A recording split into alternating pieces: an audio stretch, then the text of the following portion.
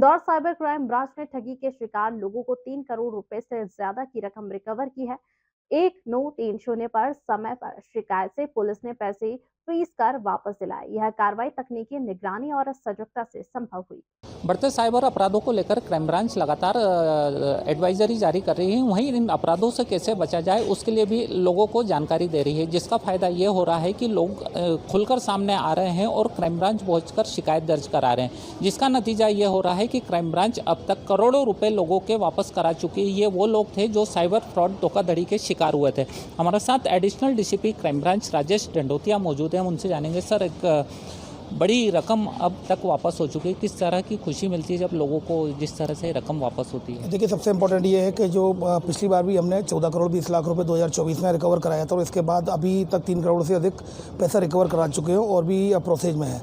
देखिए, हमें ये समझना होगा कि 1930 पे जो बैकएंड पर जो मैकेनिज्म है, जो अकाउंट्स ब्लॉक हो जाते हैं कंप्लेंट के तुरंत बाद, उसमें पैसे मिलने की उम्मीद रहती है, क्योंकि एक बार केस रजिस्टर्ड होता है फिर पैसा रिकवर करना एक बड़ी चुनौती होती है लॉ एनफोर्समेंट एजेंसी। इसके लिए सबसे बड़ी बात यह है कि आजकल जिस तरह के जो हमें जो लिंक्स मिल रहे हैं वो सब बाहर के मिल रहे हैं। साउथ ईस्ट एशिया जो कि हॉटस्पॉट बन चुका है इनका, लाओस, कंबोडिया और आपका म्यांमार, ये एक हॉटस्पॉट है, यहाँ पर काफ़ी ज़्यादा हब बन चुका है इन एक्टिविटीज़ का। ऐसी स्थिति में पैसा बाहर क्रिप्टो करेंसी में कन्वर्ट होकर बाइनेंस ऐप के जरिए ये कन्वर्ट होकर दूसरी कंट्रियों में जा रहा है। तो ऐसी स्थिति में लॉ एनफोर्समेंट एजेंसी के लिए पैसा रिकवर करना एक बड़ी चुनौती होती है।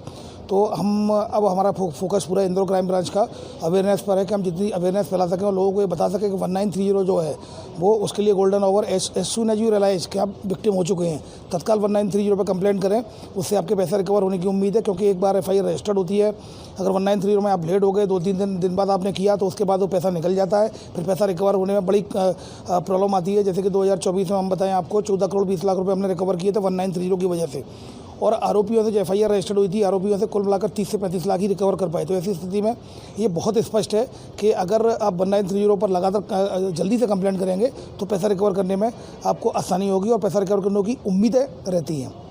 सर, जागरूकता तो कहीं ना कहीं बढ़ी है, लेकिन जो साइबर फ्रॉड हैं लगातार नए कुछ उपाय ढूंढ लेते हैं जिससे कैसे ना कैसे आम लोग उनके जाल में फंस जाए। तो उसे लेकर किस तरह की जागरूकता होनी चाहिए आम लोगों में? देखिए, हम लगातार काम कर रहे हैं इस पर, और जो नए नए अपडेट्स आ रहे हैं, नए नए अपडेट्स के आधार पर जो कि सेशंस ले रहे हैं, हम लगातार पब्लिक गैदरिंग वाली प्लेसेस पे जा रहे हैं। उसके अलावा एडवाइजरी भी जारी कर रहे हैं। रील्स के माध्यम से, सोशल मीडिया प्लेटफॉर्म के माध्यम से लगातार लोगों को अवेयर करने का प्रयास किया जा रहा है। इसमें नए तरह के जो ट्रेंड आए हैं, जैसे जंप डिपॉजिट स्कैम, इसके बारे में रील बनाकर डिजिटल एडवाइस जारी की गई है। और जंप पिक ब्यूचरिंग स्कैम, इसके बारे में भी एडवाइस जारी की गई है। कॉल मर्जिंग स्कैम, तो जो नए नए प्रकार के फ्रॉड आते हैं उसमें तत्काल हम कार्रवाई करते हैं। उसमें अपडेटेड एडवाइजरी जारी करते हैं जिससे कि लोग उससे जागरूक हो सकें।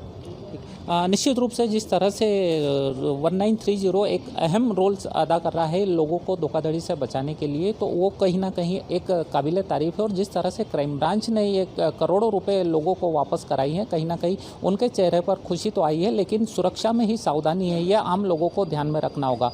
और जिस तरह से लगातार धोखाधड़ी की शिकायतें बढ़ रही है, उसे लेकर क्राइम ब्रांच लगातार जागरूकता भी फैला रही है।